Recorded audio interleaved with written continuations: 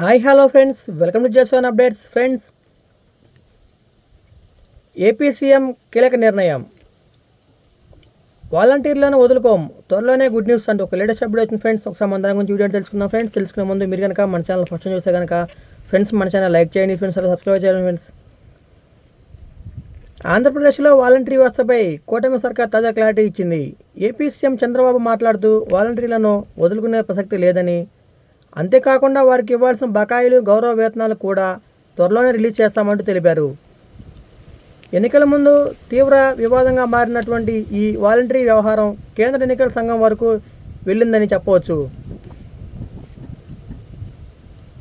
కూటమి అధికారంలోకి వచ్చిన తర్వాత వాలంటీర్లను తొలగిస్తారని, చంద్రబాబు కూడా ఈ వ్యవస్థను వ్యతిరేకిస్తున్నారని ఈ విధంగా వార్తలు వినిపించాయి.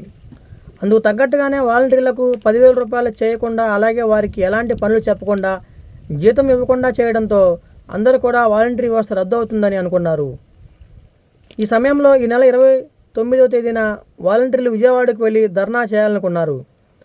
అయితే ఇలాంటి సమయంలోనే ఏపీ సీఎం చంద్రబాబు వారికి గుడ్ న్యూస్ తెలియజేశారు.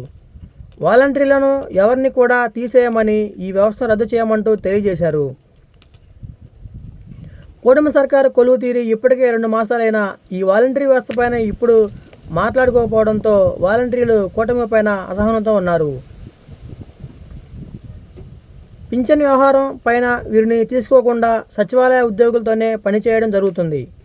దీంతో వీరిని విధులకు దూరంగా ఉంచారని వాలంటీర్లు ఆందోళన చేయడంతో ఇబ్బందులు తలెత్తుతున్నాయని భావించి కూటమి వారి సేవలను వినియోగించుకునేందుకు ప్రయత్నిస్తున్నామని, త్వరలోనే వారికి గుడ్ న్యూస్ చెప్పబోతున్నామంటూ తెలిపారు.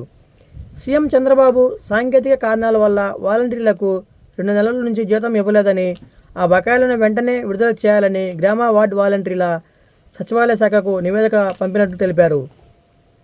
ఎన్నికల ముందు 1,00,000 మంది వాలంటీర్లు ఉద్యోగానికి రాజీనామా చేసినప్పటికీ వారి పరిస్థితి ఇప్పుడు గందరగోళంగా ఉన్నది. వారిని తిరిగి విధుల్లోకి తీసుకోవాలని కోరుకుంటున్నారు.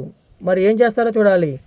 ఫ్రెండ్స్, ప్రభుత్వం నుంచి మిమ్మల్ని ఇలాంటి లేటెస్ట్ న్యూస్ కోసం ఫ్రెండ్స్ మన ఛానల్ లైక్ చేయండి, ఫ్రెండ్స్ సబ్స్క్రైబ్ చేయండి. ఫ్రెండ్స్.